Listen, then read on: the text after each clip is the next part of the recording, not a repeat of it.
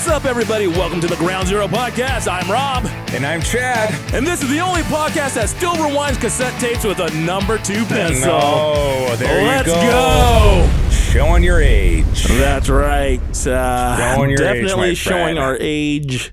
I mean, I'm showing both of our ages because we're pretty much the same age. No, we are not. We're a year apart, Chad. Significantly younger. By months, not even years. Significantly younger. Chad, I don't know if you know this, but every single generation thinks that they had it better. Oh, we did have it better. But there's a question of who's really right. Which generation was actually better? And so this week, we're going to be diving into on this podcast, in this episode, the cultural differences between Gen X, Gen Z, the different trends, the habits, and yes, the music of that generation. A lot of this was inspired by an article that you jumped onto. I like jumping. You want to tell us a little bit about that article? Well, you know, the article is basically about things that every generation experiences, but the next generation doesn't get to experience, right? So you and I are kind of children of the 80s and 90s, right? Yeah, we buddy. were born in the mid-late 70s, but we really grew up in the 80s and 90s, right? And let's be honest, as we all look back at all the decades, the 80s and 90s are some of the most iconic decades to grow up in. So we were fortunate to be able to experience all of those things in the 80s and 90s that, you know, the vast majority, let's be honest, you know, the late millennials really, and the XZs, whatever the it is, alpha Bs, all that stuff. All of them. The things that they just won't understand or know anymore. So, Absolutely. And by the way, we're the best generation. So screw y'all. I feel like we are. I think we can make a strong argument. And we're going to attempt to during this episode. Music wise, movie wise. Our generation is the best. Food wise. So am I thinking correctly that we can give a shout out to the article? There's nothing wrong with that. There's a couple of them. There's one that I pulled up. It was from Yahoo, and I don't know if it was reprinted from elsewhere.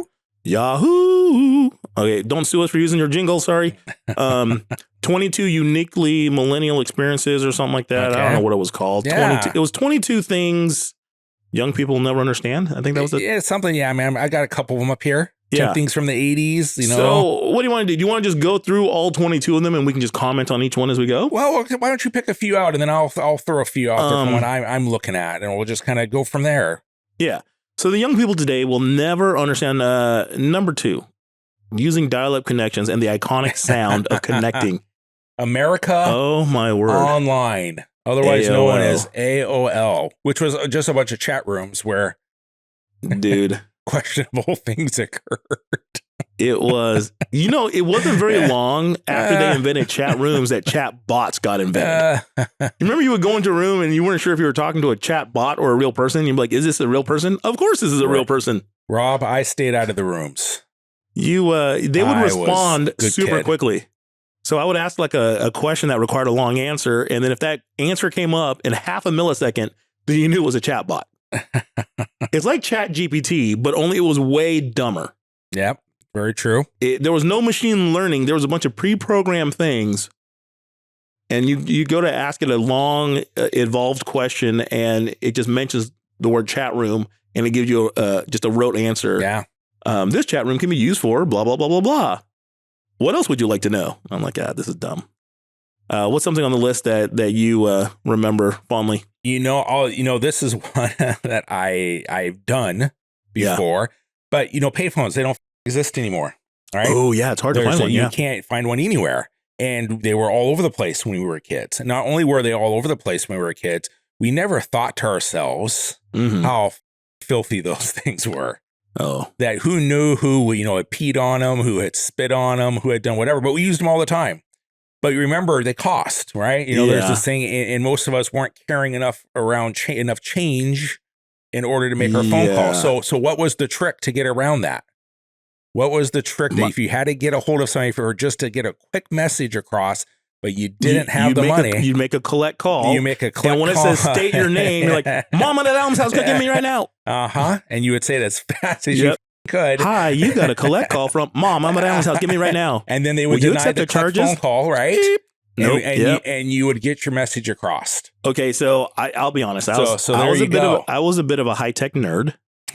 And I was into freaking at that time. PHREAKING. Were you? Were you? Not like the P. Diddy freak parties and whatnot.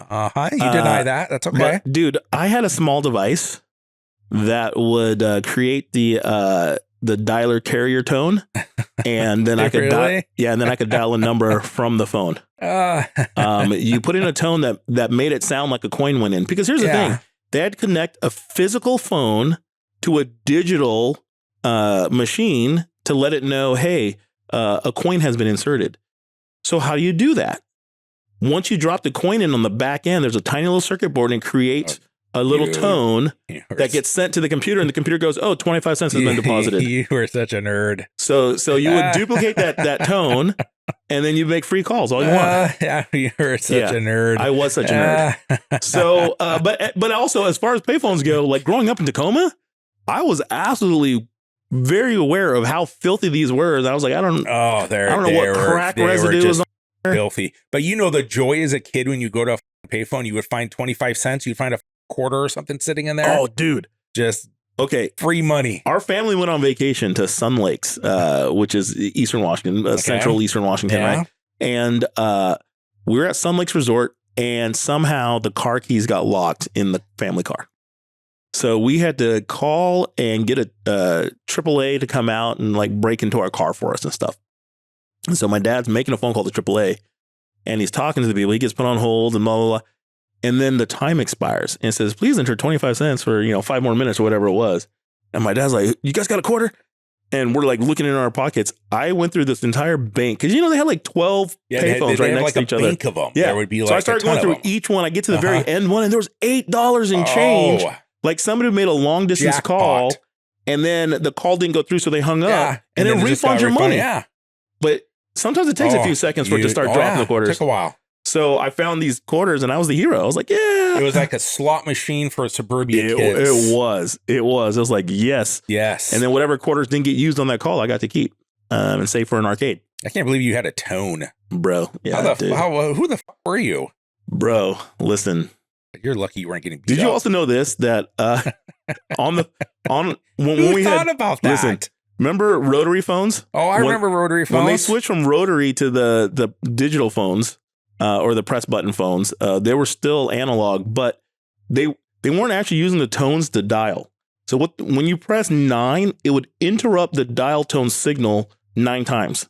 So if you pick the phone off the hook and you just press the hook button 9 times, it was the same as dialing 9. So you could make calls just by tapping that button. You could tell crazy. Who the computer nerd is in this podcast. And this is why I'm a CTO and you're a CEO. That guy. How about oh my gosh, there's a lot here. Oh, there's a lot here. Okay, wait. Using MySpace and customizing your profiles with HTML. I never got into that. I was never on MySpace. But bro, that was kind of like that in between time. Bro, I had the most legit MySpace page because I knew how to code in HTML. And so I was such a nerd. Come on. Who the had good MySpace pages too. Whatever. MySpace, amazingly, they're still around, but now they're just a music industry page, which, I mean, when you're thinking music, is MySpace the first thing you think of? No, people are thinking like SoundCloud and Band is in Town and like all that. Yeah. But anyway, throw me another one. Throw me another one on the list. My friendly little nerd. Playing Oregon Trail on school computers. I did that. How many times did you die of dysentery? I did. There was a few times that I was such a nerd that I would actually have to take the late bus because I would go into the computer lab and get hooked on Oregon Trail, and so much time would go that I would miss the bus, and then I would have to go. Go take the late bus. Oh my god! The fact that we had late buses was kind of sad. I mean, there was the activity bus, like for kids, like, most of the kids on that bus, they played sports. And so they took the late bus home. But the kids that didn't play sports and were just like, would you stay for detention or something? I played sports mostly, but every once in a while, Oregon Trail got me. Oregon Trail, dude. Okay, let's talk about something that's really, really important. Okay. Okay. Lay it on me. That was back in the day. This sounds really heavy, bro.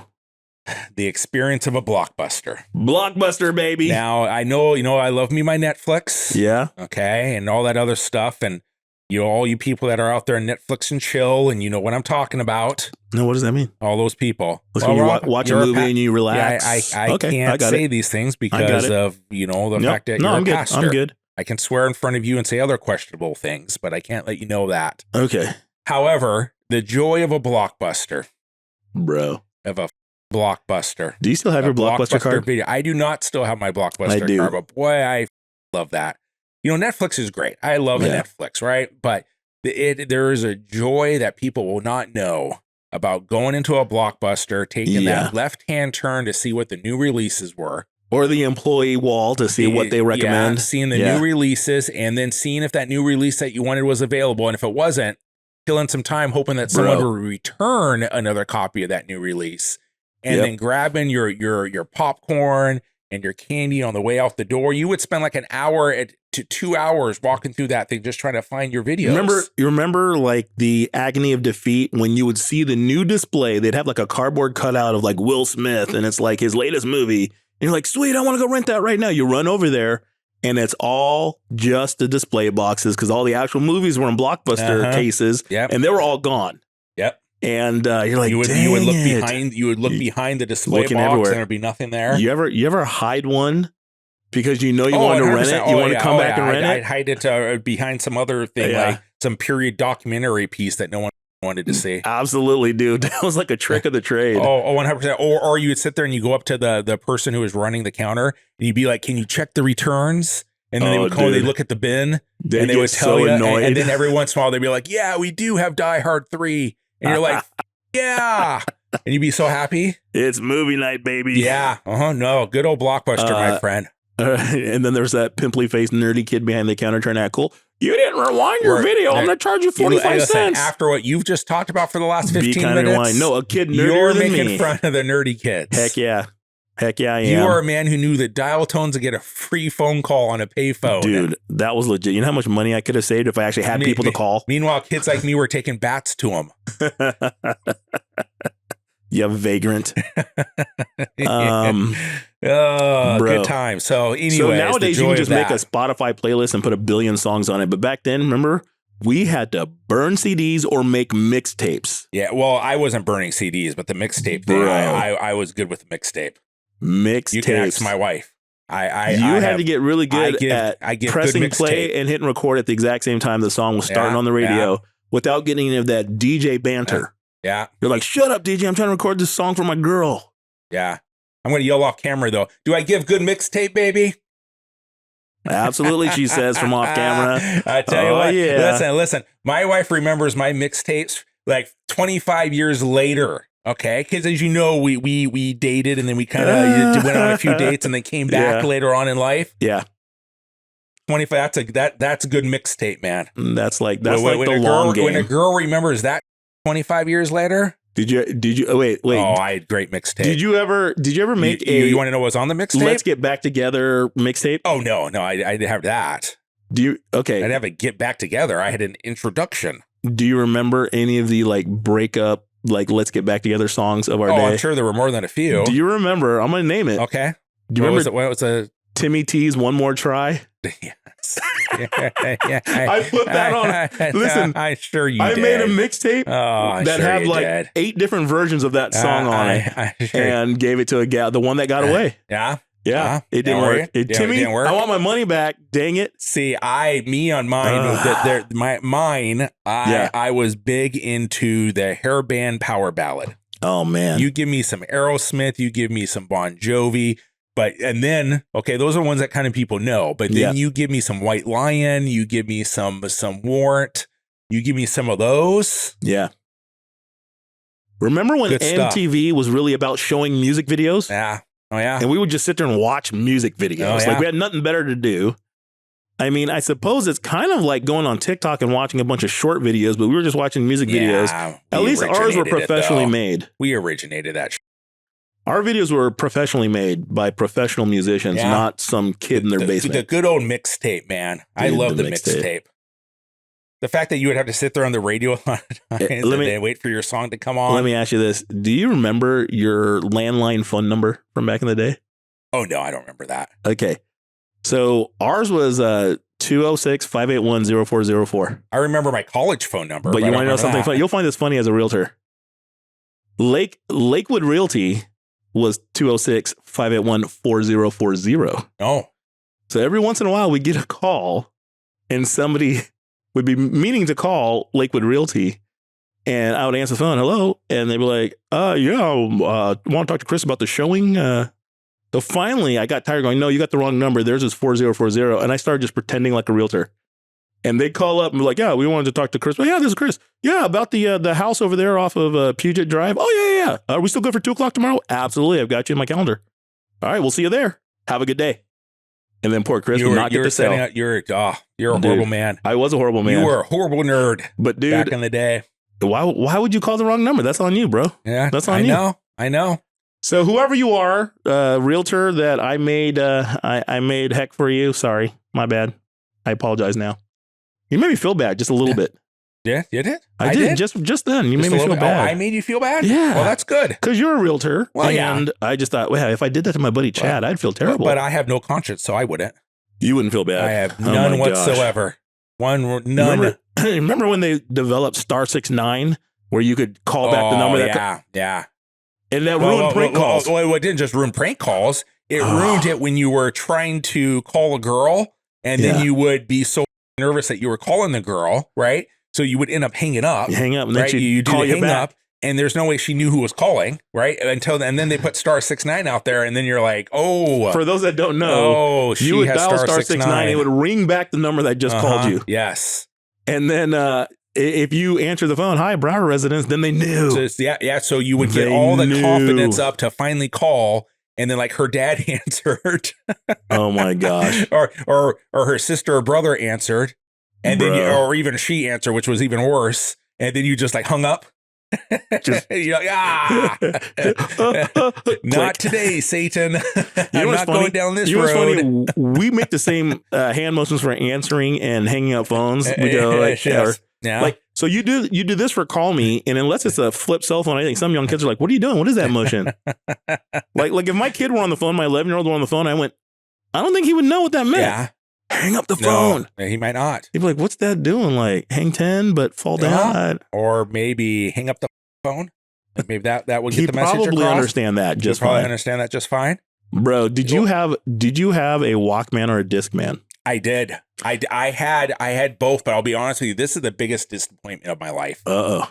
So I had the Walkman, which was great, right? And then the Discman was supposed to be the next thing. Yeah. But the problem with the Discman is like if you jostled it at all, right, it would start skipping on you. Yeah. So then I put out the money. It saved a bunch of money. Yeah. And I got one that had like that 10-second anti-skip right? buffer. Yes. So you were supposed to be able to use it. And if it got jostled, it was 10 seconds ahead. So you wouldn't get the anti-skip. None of it worked. Allegedly. None of it worked whatsoever. I spent probably a good 3 years of my life trying to make a Discman work. Oh my gosh, and it dude. never worked. Did you have the car adapter, the little tape? Of course I did. Adapter? The little tape adapter that went into your tape deck. You had to find a soft spot on your seat to let that Discman ride. It didn't skip. You had to put some cushion in there. Oh my gosh, dude. Oh yeah. Those are the days.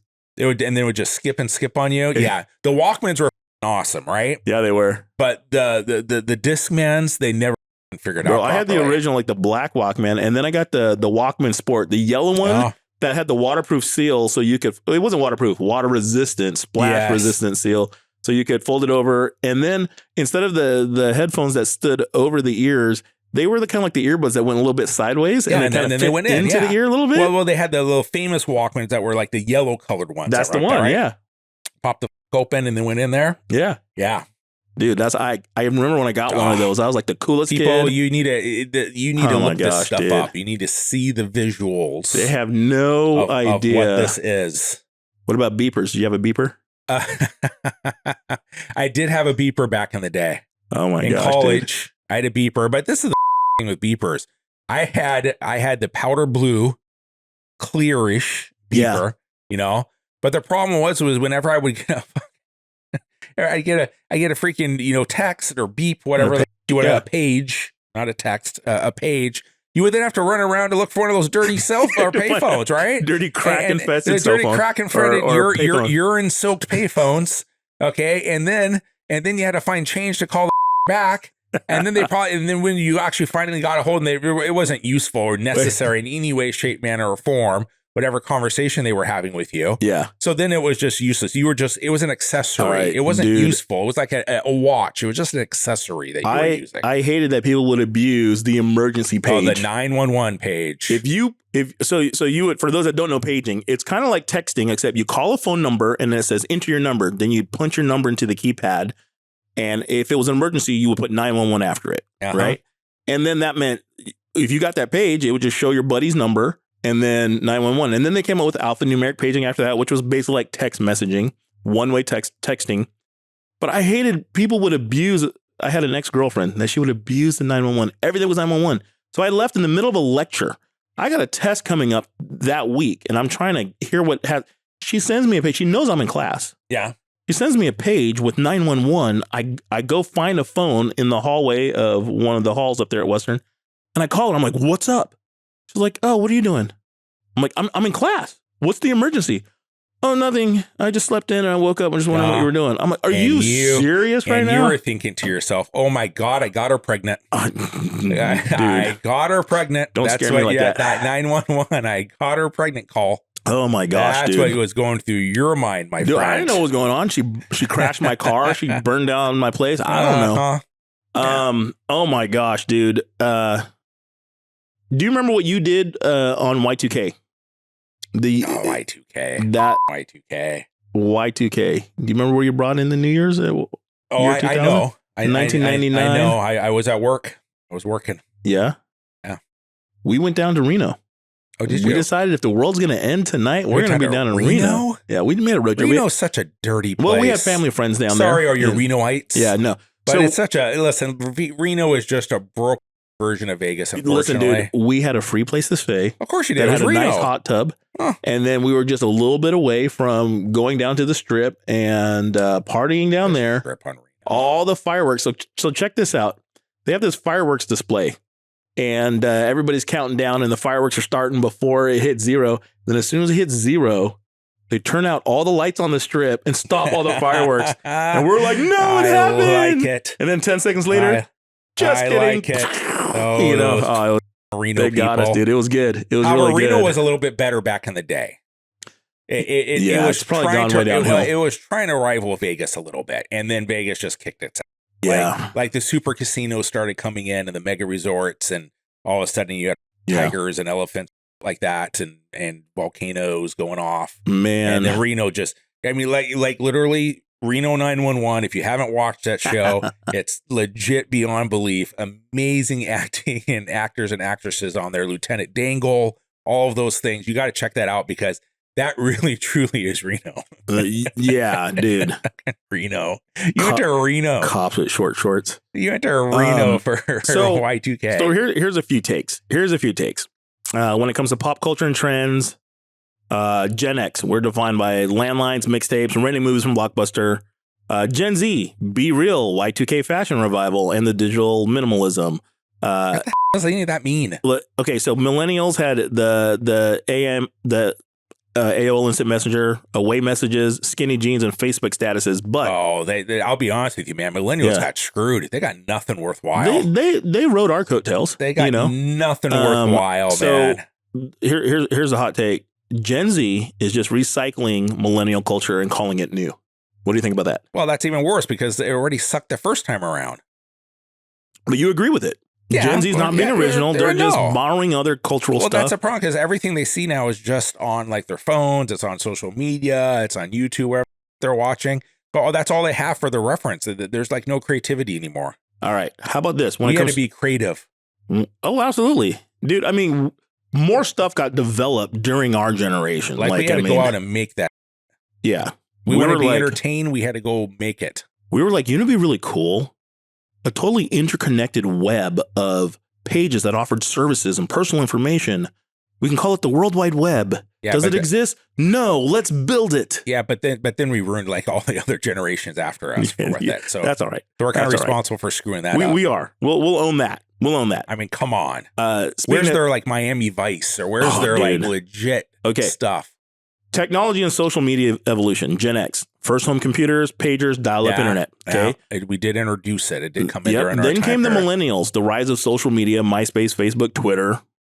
Gen Z. Born into the smartphone era, communicating in memes and direct messages. Here's the hot take. Tell me if you agree or disagree. Gen X lived offline. Millennials got addicted, and Gen Z is trying to unplug again. Yeah, a lot. I hear like them, and even that alpha generation that's coming up is they're definitely trying to get unplugged from all of the online stuff, which is really, really smart. Dude, I don't know, man. All my kids are online all the freaking time. They're like, even my 11-year-old, when he's not reading a book, it's can I play on the Switch? Yeah, I can't get him to go play outside. Yeah, well, that's too sad. We had this thing. Sad. Our generation had this thing called the outdoors. I mean, go out there. What the heck did we do outside for 12 hours? Play until the streetlights came on? Or you heard your mom yelling from the front porch? Oh, we got into so much questionable. But the greatest part about it is we got ourselves out of it.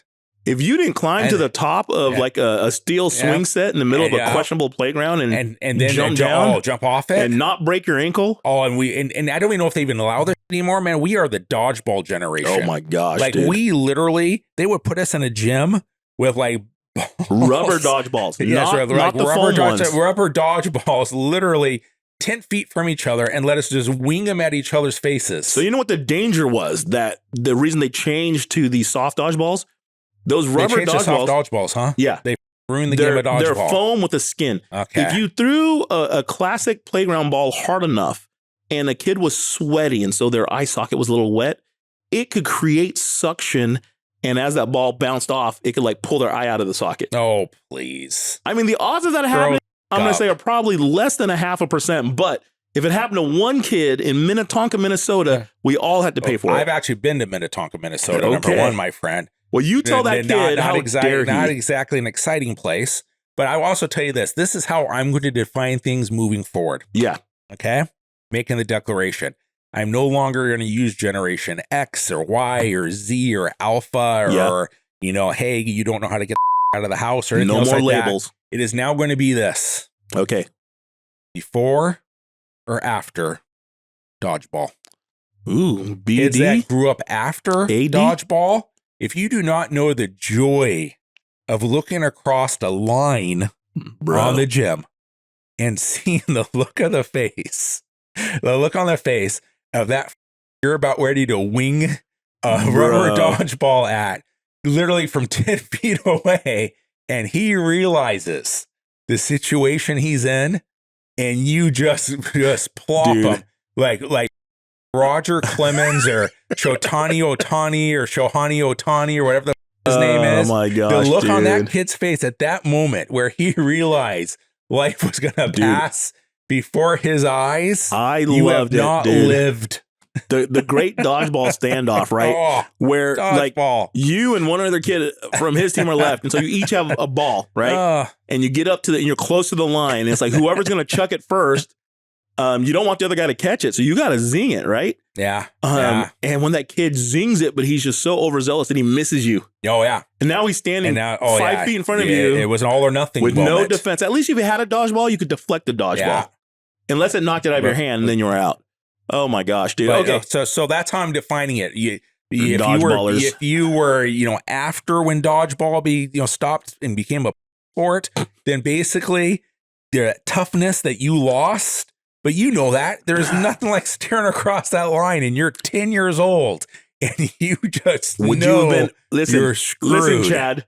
Would you have been an average Joe or a Cobra? Oh, all Cobra. I would have been an average Joe. See, we would have been on the opposite side. All Cobra, man. I was winging that as hard as I could with with evil intent to break a nose. Evil intent, yeah. Evil. Absolutely. I love dodgeball. I would walk into the gym, right, and you would have PE, right?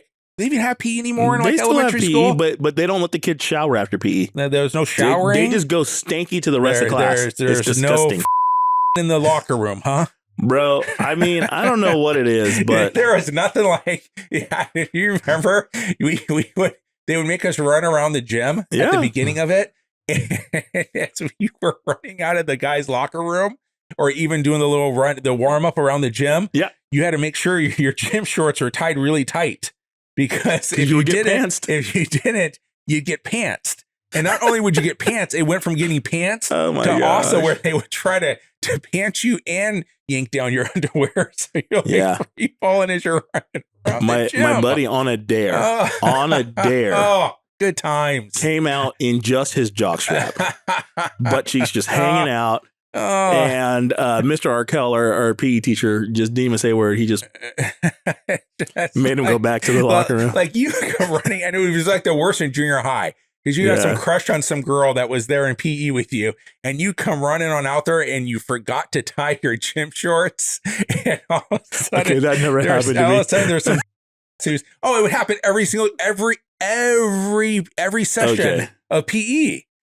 I will tell you, What type of school you grow up in? there was a kid that did not shower, and we were given the unofficial go ahead to haze this kid into showering. Oh, And so we're like, you're gonna get in the shower. Go ahead. And this kid took his shower, came out, he had his towel wrapped around him, almost like a gal does, like all the way up to his armpits. And he was like, "You guys, blah blah blah," and like, so the three of us put him outside of the gym door. After you shower, so there's a door that comes in from the gym, and then one that goes out at the back of the gym. Well, that's where all the classrooms are. So we shoved him out there in his towel. He had to run away around the gym. You guys are horrible. It was terrible. It was terrible. Oh, good old gym class, Listen, man. I want to go back to gym class. In the Whoever 80s. you are, I forget your name, and I apologize. But on behalf of all of us that did that to you, we are sorry. At least I am, and I apologize on behalf of all of us. Man, that was messed up. We used to play like floor hockey back then, where they would give us hockey sticks. Yeah, dude. With no protection, like we had no padding or anything. In fact, at one point, I got like hit in the eye. Yeah, like high stickers. I got high sticked in the eye. Oh, that and hurt. Just gushing. I had to get like 8 stitches and stuff. But you want to know something? No one ever thought about doing. No one ever did like that. Like you just went to the doctor. We were tougher back then. You got stitched up and you returned. Bro, like, no, you didn't go home because you had an upset tummy ever. Now people would be suing. They probably don't even do like that floor hockey stuff. If the bone's sticking out, you just kind of shove it back in and rub a little dirt on it. I love coming into the gym class that day and seeing those dodgeballs out. Man. Like it's a good day. Yeah, it was. It's a good day. When it comes to work ethic and lifestyle priorities, Gen X worked hard, stay late, climbed the corporate ladder. I mean, like, we got her done. Millennials were all about work-life balance and finding purpose. Oh. Gen Z. Sounds like you're talking down to the millennials, Gen Z, my friend. about remote work, side hustles, and financial freedom. But not willing to put in the hard work to get there. Financial freedom to be homeless. I want financial freedom. I just don't want to work 40 hours to get it. Financial freedom to live in my parents' basement. I want to work from home for 2 hours and get paid for 40 hours. I understand work-life balance, okay? And it's a great thing. I do think that it's nice to have that balance. But for us, it was like work hard, play hard. But it's something you have to earn. Yeah. And that's the part that a lot of people don't want to do. They want to be given it, but then they want to also bitch and complain that the person who's worked really hard and did the grind has the house or has the car or is able to go on vacations. And they're the first person to mouth off to them. It's like, well, you got your work-life balance in your basement. So the hot take here, tell me if you agree or not. I think I know where you're going to go. Oh, you do not know me? It says that I know. You do not Gen Z does not dream of labor, and maybe they've got the right idea. Tell you what. Yeah, like I said, that's because we know these people, right? Mm-hmm. We know these people who are like in their 30s, still in their parents' house. Mm-hmm. Like when I graduated, I had 2 choices. It was college or work. And if that work needed to be the military or that work needed to be JCPenney's, your was going out there. Like there was no option to stay home. I don't have any 30-year-olds at home. And not only did you not want to do, like there's no option, you didn't want to be home. Why the hell would you want to be there with your parents? I've got 4 adult kids. 1 is away at college. The other 3 are living at home. I mean, there you go. I'm just saying. All right, listen. Get the out. There's the military. All right. It's a great place. All right, this is the last hot take. The great music debate. So Gen X, we had the rise of classic rock, grunge, and early hip hop. Grunge. Right? I don't want to be associated with grunge. I understand, but it was a movement. It was a music defining, like, I mean, it changed the industry. Okay. And then Gen Z, they were more about music discovery, TikTok, Spotify, YouTube, no radio required. So here's a hot take. Tell me if you agree or don't agree. Gen X didn't just listen to music. They made it a movement. Gen Z makes it go viral. It was music was literally like your life, right? You would go to like Tower Records and you would you would buy the CD or you buy the tape. And even though like there's only 3 songs on it out of the 10 or 12 that were really good, you would still, you'd be like, and then you would get it when it was being released. And these record industry jerks, they knew that there, of the 12 songs on that cassette, they knew there were 2 hits. Of course. And so they made them like at the very end of the cassette, like the track that was the single that was out, that was climbing the charts. You had to skip through 5 garbage songs to get to the one hit. But we, like our music, it still has lived on. Oh my gosh. All of this. I mean, when you think about, and all the generations that now go back and listen to it, how many generations, if you're talking about like Gen Z or even the Alpha or even Millennial, okay, that are still going back and listening to and rediscovering. There's a huge podcast on it, right? There's podcasts of people hearing like a Bon Jovi song for their first time or hearing Journey, right? See Steve Perry and Journey. I mean, they're like listening the first time and they're like floored. I will guarantee you this, in 20 years from now, okay, no one's going to be doing a podcast rediscovering Justin Bieber and going, holy, that was amazing. No one's going to be doing that, people. I 20 years from now, we'll re-air this episode. Justin Bieber's song is not going to be used as a movie theme song 20 years from now. Baby, Baby, Baby. The Justin Bieber documentary. How about like Forever Young by Alphaville, etc.? Like these songs were just classics. So listen, I'm not saying that I'm the best parent ever or anything like that. That I deserve any parenting awards. Well, I could help you. I will say this, though. I will say that the fruit is what speaks for me. Because check this out, dude. Fruit. No, this was pretty awesome. And you and I have talked about this, so you already know this. So my son, Trey, he comes up to me for my birthday last year and he says, "Hey, Dad, I want to take you to a concert for your birthday." And I'm like, "Sweet. What concert you want to go to?" And he says, "Journey, Def Leppard, and Cheap Trick are coming to not a bad combination. Coming to Safeco or whatever it is called T-Mobile Park now. I want to get some tickets." And I'm like, "Okay, that sounds like a fun time." Now my son's on a limited budget because he doesn't really have a job, but he has saved up some money. So I'm like, "What kind of tickets can you buy?" And he's like, "These tickets are only like $60 a piece and they're nosebleed." I'm like, "All right, I tell you what." You're like, my days of nosebleed are over. I said, "How about I get us the tickets?" I don't do nosebleed anymore. I said, "How about I get us the tickets?" And his birthday's, mine's August 10th, his is 28th.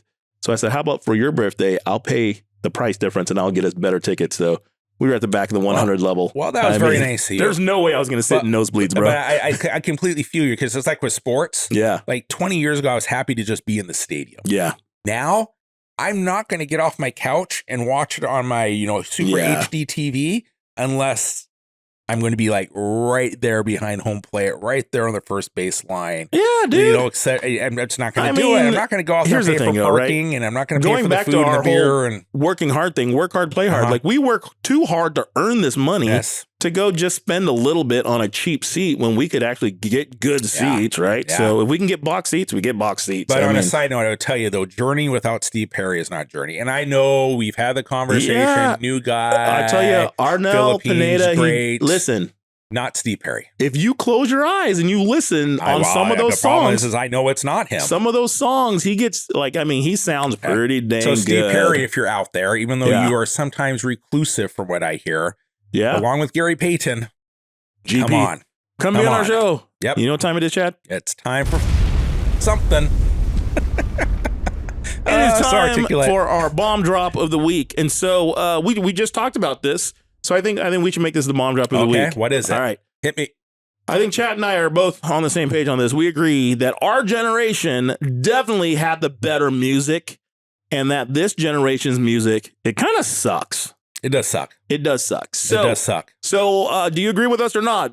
Did the older generation have all the better music, and is the younger generation just a bunch of noise? Is the music of the 80s. The 80s. Into the 90-ish. Okay? Yeah. I will say for the 90s, like the rap stuff in the 80s, and that was really good music. I won't take credit for Grudge, but I'll take credit for the other stuff. Yeah. But is our music of the 80s and 90s better than the music of like the 2010s and 20s? Yeah. So that's a simple one. Gen X, according to this, defined by classic rock, grunge, early hip hop, and the MTV movement. Early hip hop. Gen Z, bedroom pop, TikTok hits. What the f is bedroom pop? Well, what the f is bedroom pop? It's pop that you listen to in your bedroom, sir. What type? But what? While you're what's bedroom pop? Because bedroom pop. Google I've it. never heard of that. Google it. I'm going to Google it, but it's on your internet account. So Google it. Although I will say of the newer music, if I had to pick one genre of the trap music is probably the only one that I would identify with. Yeah. Maybe it's because I DJ, and so like a lot of, I don't know. What is bedroom pop? Give me an example of a bedroom I don't know, pop dude. song. This became. You're a DJ. You don't even know what it is. I don't DJ bedroom pop. Okay. Those of you out there, what the hell is bedroom pop? It's probably like Sabrina Carpenter and stuff like that. That's my guess. What is? Okay, we got a producer. I know who we have behind the cameras is searching it. We got a producer right now, who's looking it up right now. What is bedroom pop? We're going to pop? find out. But while they're looking that up, we need to go over the bomb drop from 2 episodes ago. Okay. And that was episode 1.07. And the question that you posed, we remember we recorded this one on Hand me this Valentine's Day. I need to know what the bedroom pop is before you go forward. What's bedroom pop? Oh, a subgenre of indie lo-fi. Oh, okay. So it's just like chill music for the bedroom. All right, cool. It's often recorded in a bedroom or home studio with a dreamy, mellow sounds. Yeah. It's cheap and easy to produce. Okay. Honestly, with the COVID music generation, of indie music with a lo-fi sound. Does anyone even know what that is? Dude, lo-fi is legit. Okay. Give me one song that's been heard by more than 10 people that is bedroom pop. Any of the YouTubers that became full-on artists. Who's the guy that wrote oh man, it's a very heavy piano-based song. There we go. I'm blanking on his name. You're all over it. Noah Kahan? No, that's not who I'm thinking of. Man, I'm thinking about the kid who wrote the song, and then he went back to his high school music teacher, played it for her. That video went viral. She was crying. No. So we're going to remember this 20 years from now. Got it. Yeah, I don't know. Okay. I interrupt you. Go ahead. Okay. So on Valentine's Day, the bomb drop was, is heart-shaped jewelry a romantic gesture or just plain tacky? Chad, your answer, we were split. This is the first one I think we were split on. What you like? You said it's tacky. What is this, middle school? Just don't do it. Okay. And I said, it's romantic. Forget the haters. If the recipient loves it, who cares? Did you really believe that? Yeah. You really believe that? Yeah, we were split on that one. Okay. You want to know who the winner was? Me. Give me a drum roll. 60% agreed with Rob. No way. 60%. Oh, show me the numbers. I'll show you the numbers. Show me the numbers. Okay. I don't believe you. No one's that stupid to want heart-shaped jewelry. Listen, just because you don't like it. Listen, there are a couple women in this room, and they are all saying no to it. It doesn't matter. Did they go on and vote? Does your wife like heart-shaped jewelry? If I get her heart-shaped jewelry, she will like the heart-shaped jewelry. We're going to need to talk to her. That's fine. We need to bring her on. Dude. Okay. Hold on a sec. Heart-shaped. Did you get her heart-shaped jewelry this year? No, I didn't buy any jewelry this year, dude. We're too old for that. I took her to Red Lobster. You're too old to give her heart-shaped jewelry, too. Okay. Let's be honest. I want to recount. You want to recount? I want to recount. Well, dude, I don't have our password saved in this, but I'll show you afterwards on my laptop. That's okay. Okay. That's okay. 60% of the vote agreed that it's romantic. Forget the haters. If the recipient loves it, who cares? Fake news. There it is. Listen, fake news. We asked them for their opinion, so we just have to accept their opinion. It's their opinion. Their opinion's wrong. Here's the deal.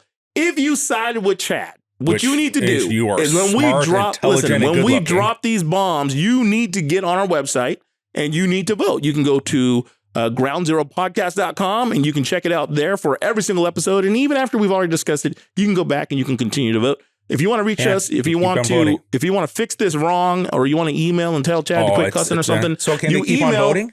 Yes, they can. So email the Ground Zero Podcast at gmail.com. You can check us out on Instagram at Ground Zero Podcast, TikTok at The Ground Zero Podcast. On X, we are at GRNDZRO Podcast. And of course, you can check us out on Facebook at Ground Zero Podcast. Yeah, so if you're older than 13 and you like heart-shaped jewelry, you let us know. If you are under 18 and you like heart-shaped jewelry, don't talk to us. We don't want to hear from minors. So don't forget to subscribe and like, rate us, review us, and we will see you next week. I am Rob. We didn't give the new bomb drop. Or we did? We did. I'm signing off right here. Once again, I am Rob. I'm still pissed off about this miscarriage of justice. And I'm Chad. And this is the Ground Zero Podcast. We'll see you next week.